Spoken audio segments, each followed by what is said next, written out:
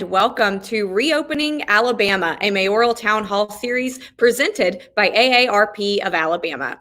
My name is Ivana Hrynkiw, and I will be your host today. And first, for the first town hall video in our series, we are joined by Huntsville Mayor Tommy Battle. Now, thank you so much, Mr. Mayor, for joining us today. I know that you've got a lot going on, and we appreciate you taking your time to answer our audience questions.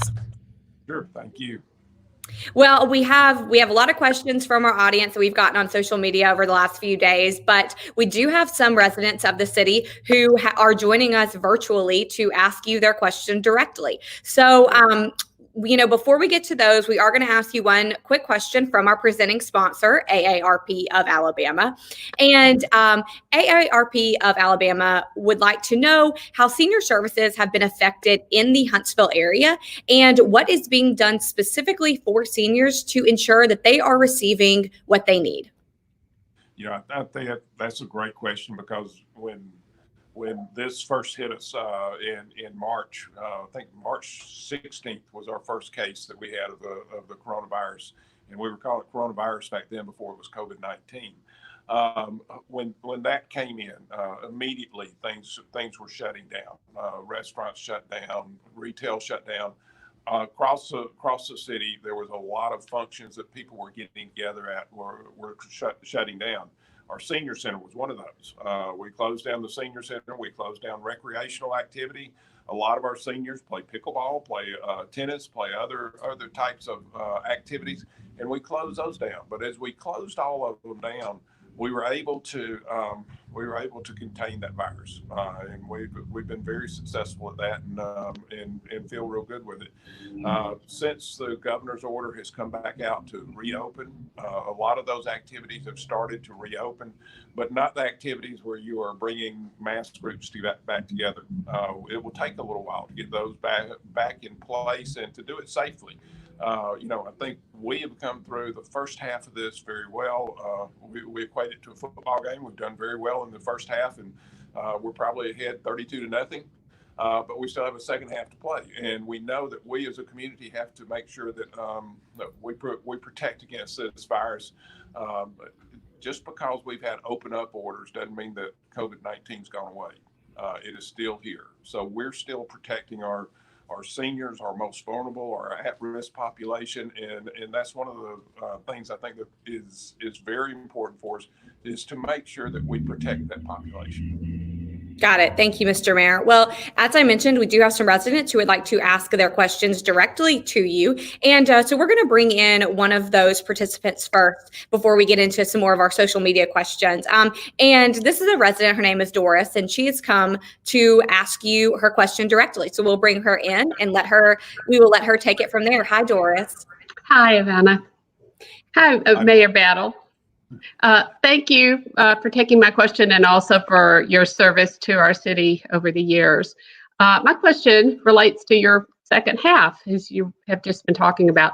Over Memorial Day weekend, our neighborhood pool was full of people. As I walked by, I saw no children or parents practicing social distancing. In fact, there was a lot of close socializing, both in the pool and out of it, and no mask.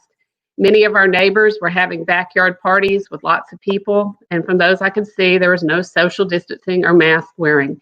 People were obviously wanting to wish this all away and go back to everything as normal, regardless of the true situation. What actual steps are you, as leader of our city, going to take to reel people back in so that reopening can really work like we all want it to? Or are you just going to sit back and let this be a free-for-all until our case numbers become suddenly similar to Mobile or Montgomery? Basically, what can you do rather than just say?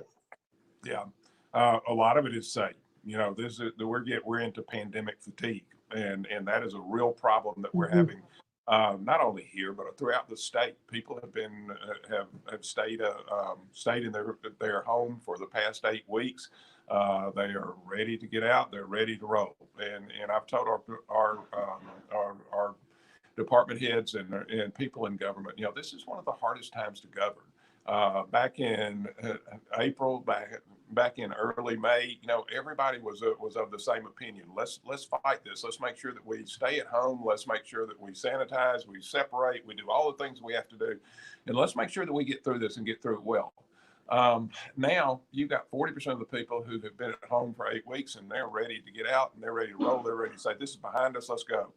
You got another 40% of the population who is scared to death. They want to close it down totally. And so we're in a position where we're trying to make sure that we open an economy, because we have to do that. We have to have our economy open, but B, we do it safely. Those are the two goals that we have out of this. And it's not an easy goal to do right now. I was out like you were over Memorial Day weekend. I was at the Walmarts. I was at the Costco's. I was at the Publix. I was at the drugstores, and we encourage people that if you go to a place that you can't control who is around you within 6 feet, that you make sure that you wear masks. You wear masks. You wash your hands. You sanitize. You stay separated. If you do that, I think we're going to come through this very well. And I was very pleased with what I saw at the Walmarts and the Publix and the other supermarkets, big box stores, and what I saw out in the public. I was very pleased with it. But we still got hot spots. I mean, we still have places where people, are not taking this seriously. And if they don't, as we get complaints into the city, we turn it over to our natural resources office. Our natural resources goes out and it calls the organization, make sure that they understand about separating, make sure they understand CDC guidelines. And that's mostly in the retail and the manufacturing businesses.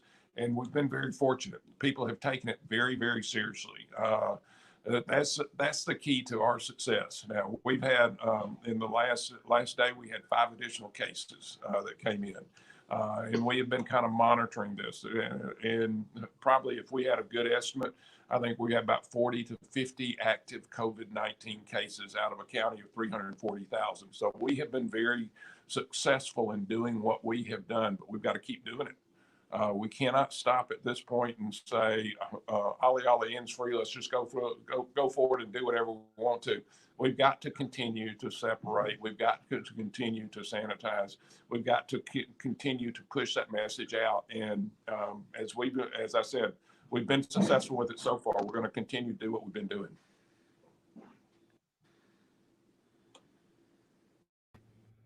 Thank you so much, Doris, for your question. To ask a follow-up on that, Mr. Mayor, the Huntsville area in Madison County has had a relatively low number of cases compared with other parts in the state that have a similar population as the area that you are in. And do you believe, I know you said you visited some Walmart's big box stores over the weekend, and you were pleased with what you saw. You feel like people have been following those rules and following the orders that have been issued. Do you feel like that has been... Do you feel like that has been crucial to the, I hate to say success, but to the fact that your area in Madison County has had such a low number of cases? Or what do you think is contributing to that? Yeah, I think it is that our population took it very seriously. They took it very seriously when we had to stay at home. They stayed at home. You could come down on a Friday, Saturday night into the areas where people usually gathered, and they weren't there. I mean, they were taking it very seriously. That is part of it. The second part of it is that we had a coordinated effort with our public health authorities, the Alabama Department of Public Health, with our hospitals, both Huntsville and Crestwood Hospital, who are two predominant hospitals in the area. Our first responders and our city governments, we all came together, and we started back with on February 27th. Was that 2 months ago, 3 months ago, that we came together and we started with our first press conference, and we started with daily meetings. How do we get ahead of this? What do we do? We did fever and flu clinics, which were drive-up fever and flu clinics, so that we could keep people who were sick out of the emergency rooms so that we didn't spread this virus to the emergency rooms. We did drive-through testing, and that drive-through testing made a big difference. We went to underserved areas with buses and vans and mobile homes and did mobile setups so that we could test people in underserved areas. We put all that together, and it was a good plan. And we stuck to the plan. We have stayed with it all the way through today. We still meet 3 times a week with with all the agencies that I just mentioned, and we do it in conjunction with our governments to make sure that we follow through on these plans. Now, I think that's what's made us get through this in the least with the least infection possible. That's helped us get through this. Mm-hmm. Mm-hmm. Well, I know we have another participant who wants to come in and virtually ask her question, and this is Susan. And again, she's a resident of the area who would like to ask some questions about the reopening process and people following those guidelines. So, Susan, thank you for joining us. Thank you for having me. Hey, Mayor Battle, how you doing? Mayor Battle, I'm very pleased with the majority of things we've done in our area. We've always been a very smart city. But what I am seeing when I'm out in the public is people are not social distancing. They are not wearing masks.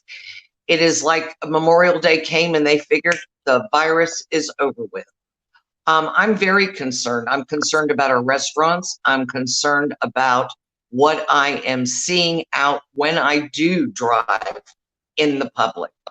What are you going to do to try to keep this under control? I mean, you had to see the people at Sammy T's hanging out of the windows on top of each other the other night. That was Mayo. Yes. And that's all. I'm just wondering what we're going to do. How are you going to control this? And let me say, we have seen the groups, the hot spots, and we have our officers. We have patrol officers who go in. We have our community resource officers who are police officers go in and talk to each of those places. We talk to them with our natural resources office, and we have been working trying to make sure that everybody stayed apart. I mean, and to this point, you've got to look at the numbers. The numbers show that we've been able to be successful. Are we successful enough to keep that research coming in? That's the most important thing.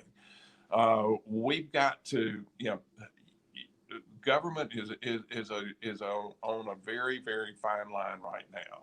As we said, we want to reopen our economy, but we want to do it safely.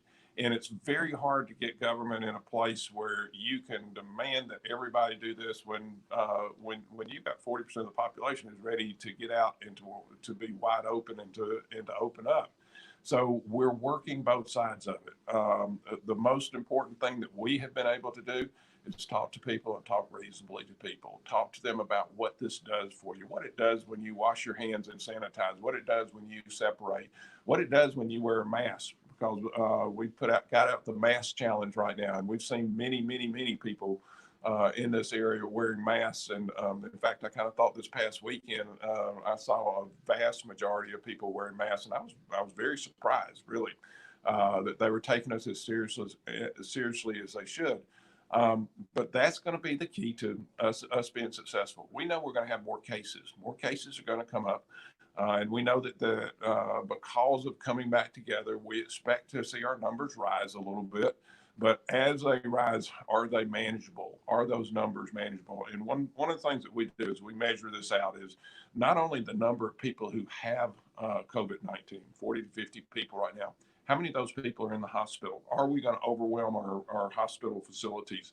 Can our hospital take care of those people? And to date, we have been able to sit there in conjunction with our hospitals and Alabama Department of Public Health and say, yes, we can do that, and we've been able to manage it. We're going to continue to manage it the way that we have been doing it in the past. Thank you. Thank you. Thank you so much, Susan. We appreciate your question. And something that I think that kind of goes along with Susan's question is she was talking about videos or pictures she had seen of people who were not following the guidelines. And we talk about a lot of times the development that's happening in Huntsville, a lot of things that are happening around the Mid-City area and places like that where it's built for large crowds, just to be honest, and built for a lot of people.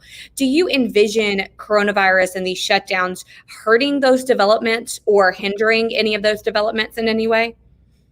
I think that, I'm looking at restaurants.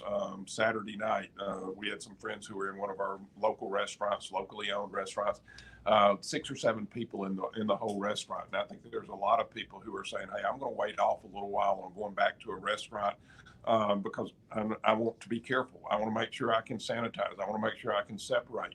And I think we're going to see a number of restaurants just because they don't see this surge coming back in of people just coming in to eat at those restaurants, to provide revenue for those restaurants.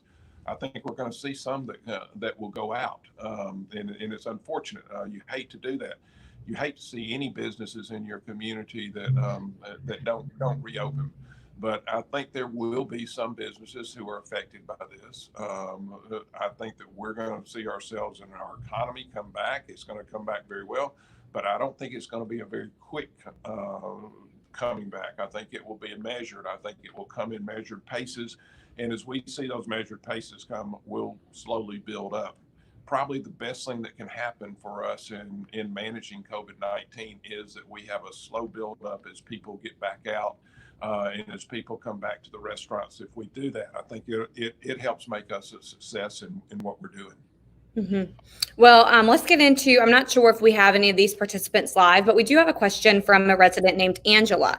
And Angela's question is, what kind of support will we be able to expect for businesses who want to continue to require masks and limits on customers after those restrictions are loosened? I think the free enterprise system is going to mandate that. A lot of people right now, my friends, people that I talk to on a regular basis, are talking about they go into a place where they're not using masks, they're not using gloves, that they're not keeping the separation, and they leave. They leave those restaurants and they go to a restaurant where they do have masks on, where they do have the separation, where you do have the ability to manage all the hygiene things that you need to do. That they're cleaning the bathrooms on a very regular basis, that they're cleaning the doors on a very regular basis where you touch the doors. If we have places that can show that they are following all the rules and everything else, I think they're going to succeed. I think those are the places that are going to really thrive in the next 6 months, 8 months, year. The places that will not follow the rules and who want to be a little bit more lax on the rules, I don't think they're going to have people coming to visit them. So I think the free enterprise system is going to take care of a lot of that. And that's what we're seeing in our restaurants right now. Do you think there's a direct correlation between businesses who are requiring masks, putting strict social distancing guidelines in place, things like that, with the amount of patrons that are visiting those places?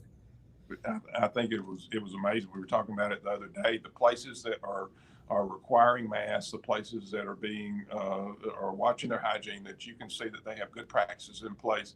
They're the places that you're seeing more people at. They're seeing more people wearing masks at. More people who are following every one of the rules.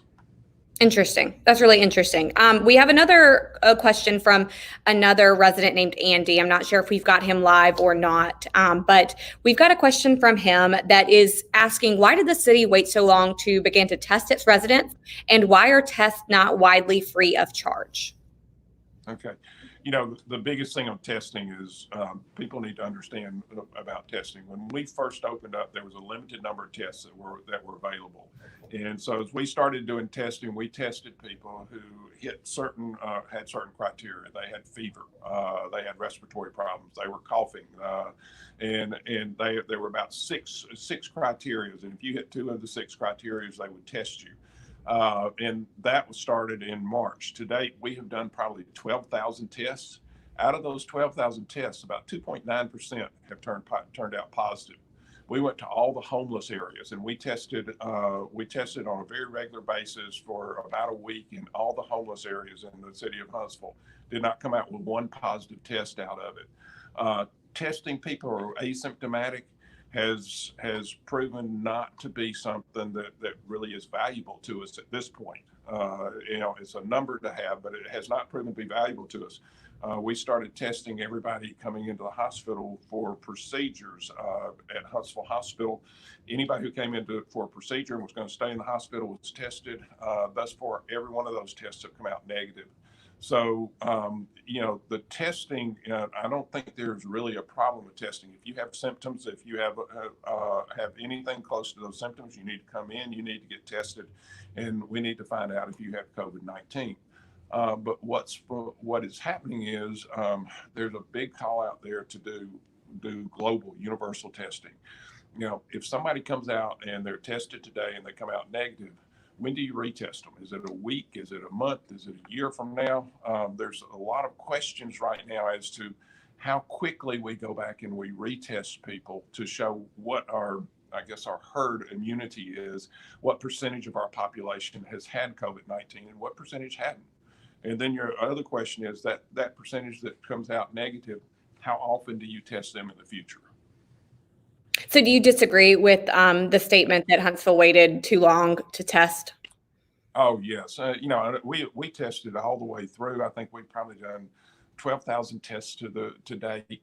2.9% have turned out positive. If you had the symptoms of COVID-19 or had any of the 2 of the 6 symptoms that come out of COVID-19, you were being tested. Mm-hmm. Well, I know that we're running close to our time here. I do have one more question for you that I wanted to ask, and I plan to ask this of all of our mayors who participate in our series. What grade would you give Governor Kay Ivey on the way that she has handled the statewide restrictions and loosening of those restrictions? Grading Kay Ivey, I think she'd probably be grading me. I'm not sure about that. When you look at it, she started off with a partial close down, then a full close down, and then as she started to open up, she opened up a little bit of the retail, then she opened up a little bit more of the retail, then she opened up the restaurants, and everything has been done in gradual steps. I agree with doing it in gradual steps. We could not just open everything up at once. We would have found ourselves in real trouble. I think the key to it right now is seeing, are our hospitals overrun? Do we have so many cases in the hospitals that our hospitals can't take care of those people? And to date, we're finding out the answer is no on that. At least what I'm seeing, boots on the ground here in Huntsville, Alabama. For what we have done in Huntsville, and that's the only thing I can answer for, I think that she has done a very good job. What we have been able to see, what our end result has been that today we have far fewer numbers of people who have had the COVID-19 or who have tested positive for COVID-19 than over 22 counties in the state of Alabama, and we are the 3rd largest county. So we've been able to work through every one of those rules, and we followed her mandates as we've gone through. So in our case, boots on the ground, we've seen a very good result. Great. Thank you so much, Mr. Mayor. Again, I know we're running short on time, so thank you for your time in answering our audience questions and my questions as well. And thank you for all of you who are watching today. Be sure to join us next week for the next mayor that is featured in our Mayoral Town Hall series, which is sponsored by AARP of Alabama. You can join us for Mayor Walt Maddox, and that will be next Thursday at 11 a.m. on Reopening Alabama. Thank you.